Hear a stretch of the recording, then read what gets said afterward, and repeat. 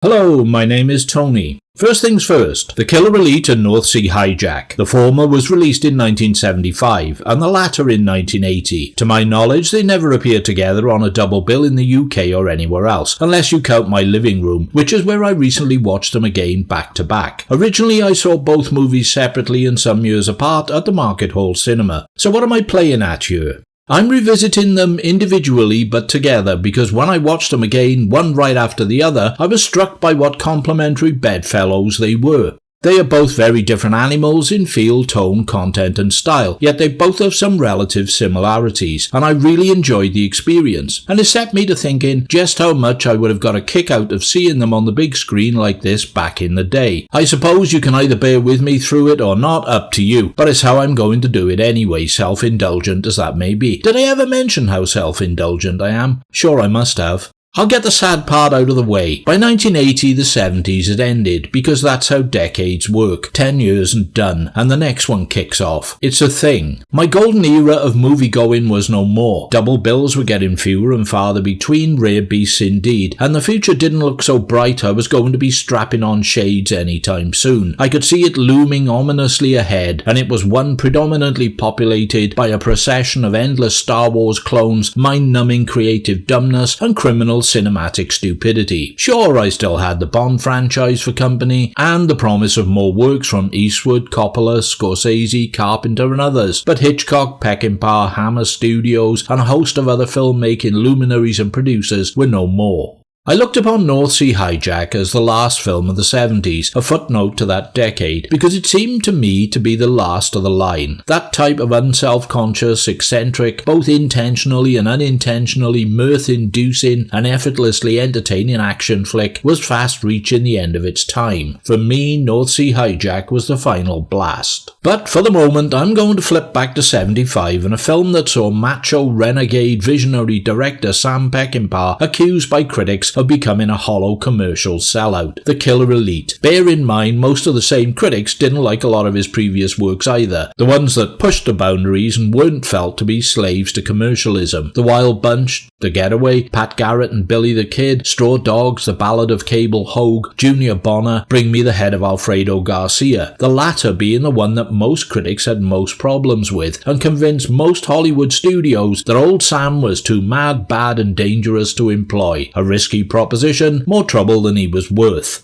Somehow, no idea how, he landed the gig directing The Killer Elite from a script by Sterling Silliphant, who'd written In the Heat of the Night, The Poseidon Adventure and The Towering Inferno. Apparently, Peckinpah was under strict studio supervision during the making of the film, but that didn't seem to stop him stamping something of his own distinct personality and style on it. As a Peckinpah fan, I could have gone for any of his more infamous and prominent works and explored their various virtues and failings, but no, not me. Way too easy. I've gone for this mid-level piece, certainly not his best, definitely not his worst though. In fact, one of the most overlooked and casually dismissed of his movies. It's true that after The Killer Elite he still had one more classic opus left in him, and no, I don't mean Convoy, rather the wonderfully bruising, abrasive and anti-heroic Cross of Iron. But following prompting from Bodhi of CI5, The Killer Elite it is, a film I find somehow fascinating as a piece of would-be commercial pulp that has one foot in the camp of bog-standard mediocrity and the other in that of the dazzling artistry of Peckinpah world. The Killer Elite is based on a novel by Robert Rostand, which was originally titled The Monkey in the Middle. The film has very little connection with the source material, apart from the general plotline in its most basic form. I mean, it was set in London and Wales for a start. The novel was republished to coincide with the release of the film, but having the same title for both by that point is the only thing they really share. You could read the book and watch the film in isolation and not associate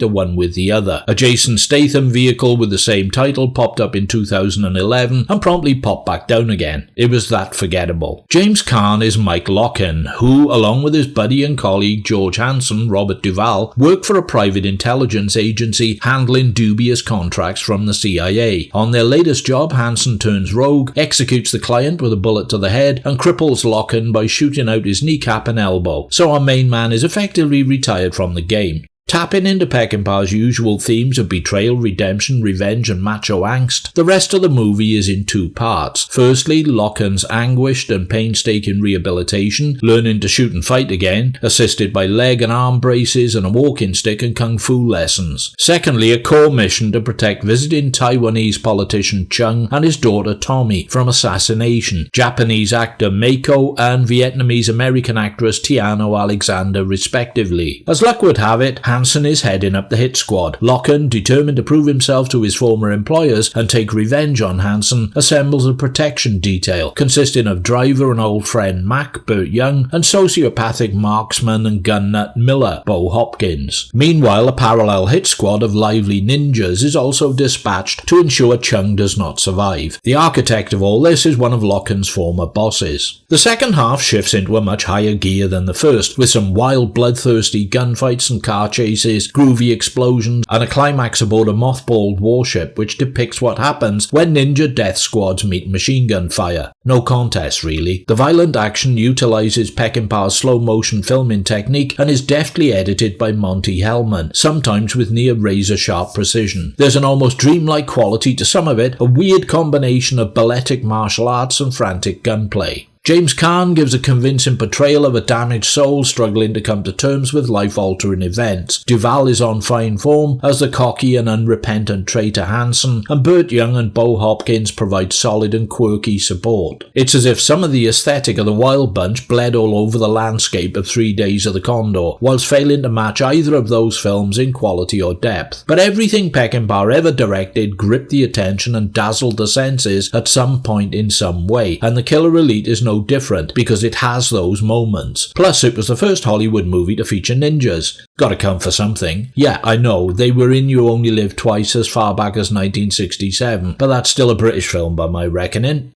So, to follow, I gamely replenished my Kronenbourg 1664 and refreshed my Penderyn single malt whiskey chaser, adding a lone cube of ice, and got stuck into North Sea Hijack. Producer Elliot Kastner hooked up Roger Moore for this absurd hokum, possibly with the lure of a big fat paycheck. This is probably where most of the budget went by the looks of things. Outside of the UK, the film was known variously as Folks, or Assault Force, or Demolition Squad Atlantic. The novel it was based on was titled Esther, Ruth and Jennifer, after the names of a supply ship, an oil drilling rig and an oil production platform respectively. It was written by Jack Davis and was sort of Alistair MacLean light. A bearded Roger Moore is Rufus Excalibur Folks. Now there's a name for the ages. A counter-terrorism consultant who presides over a private squad of commandos. He's a misogynist at heart due to an upbringing in a house full of females and having to wear their hand-me-down clothes until the age of 10. Then he married a woman, as you did in those days, who had 5 sisters expecting him to support them financially. I'm guessing he's divorced then. I fucking would be. He avoids females with a vengeance, collects cats, does needlepoint and embroidery to relax, and trains his men in underwater maneuvers by dropping live grenades on them from a motorboat. He's a bit eccentric, if not dangerously insane. Even more dangerously off his chump is the villain of the piece, Lou Kramer, Anthony Perkins, leader of a bunch of nasty criminal types. They hijack Esther and plant limpet mines on Jennifer's legs. Now there's a sentence I never thought I'd hear myself say. Unless the British government stumps up 25 million in cash, Kramer will detonate the bombs and destroy the oil platform, murdering 600 of the crew into the bargain. So who are you gonna call? The Navy? The Army? The Air Force? The SAS? Special Boat Service? MI5?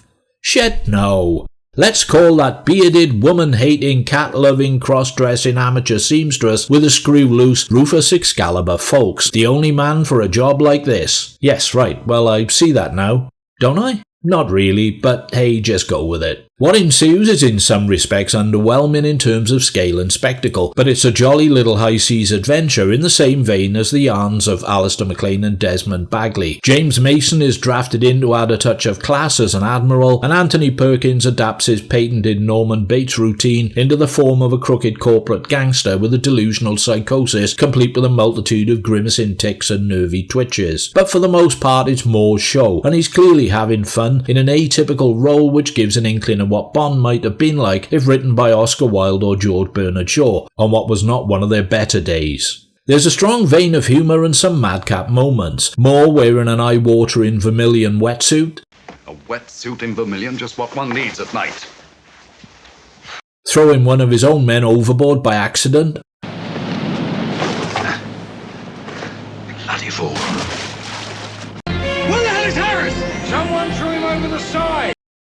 And mistaking female crew member Leah Brody for a cabin boy, despite her having the voluptuous baps of a Greek goddess, which he discovers when he tries to dry her chest. I know, sounds pervy, but trust me it isn't. It's all innocent. Ain't that so, Harvey? My, you're one big fat ugly fucking rabbit these days. The action may not be all that spectacular, but it's eye-catching and competently framed by director Andrew V. McLaglen, and the countdown to destruction race against time motif proves moderately suspenseful. A nice little Britpulp potboiler set at sea, nowhere near the same pulsating class as When 8 Bells Toll, but close enough to amuse and entertain if you're in an undemanding mood. The Killer Elite and North Sea Hijack make a fine complementary double bill, the first being the more aggressive, graphic and dark, the latter a lighter, jokier, faintly frivolous undertaking, contrasting emotional shades and methods of execution. They have a lot to recommend over and above the gutless, soulless vacuums that constitute some of today's action movies. While CGI overload may be visually breathtaking and dazzling in the short term, I would argue it represents something of a barrier to engagement. Watching Elite and Hijack, you know it isn't real. It's a fantasy world, but one which depicts feasible events in feasible ways, like the audience could be a part of that world, belong in it. The physics of it all, the very atoms and substance of construction, have a viable authenticity, which draws you in. When you watch Furiously Fast or G.I. Jim, you really know for real it isn't real, and there's no way in God's creation real people could ever assimilate with it. Suspension of disbelief is fatally compromised. Cinema is an illusion, creating the illusion in the mind of the beholder that its illusions are possibilities. Modern action cinema is an illusion, giving the concrete impression that its illusions are absolute improbabilities at the very best. The dream only sells by the good faith of the audience who buys. I'll concede that the more recent James Bond and Mission Impossible films try to keep it as real as they can with some genuine stunt work and pyrotechnics, but something has been lost over the years, some essence, some heart and soul. The Killer Elite and North Sea Hijack illustrate, for me at least, what that something was and what it was worth,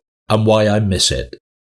If you've watched and listened, I appreciate it most gratefully. If you've enjoyed in any way, then even more so. Like, don't like, subscribe or comment, or abstain from activity. Your decision, just as it should be. You haven't heard the last of me. Threat of the day. Catch you on the next one, pilgrims.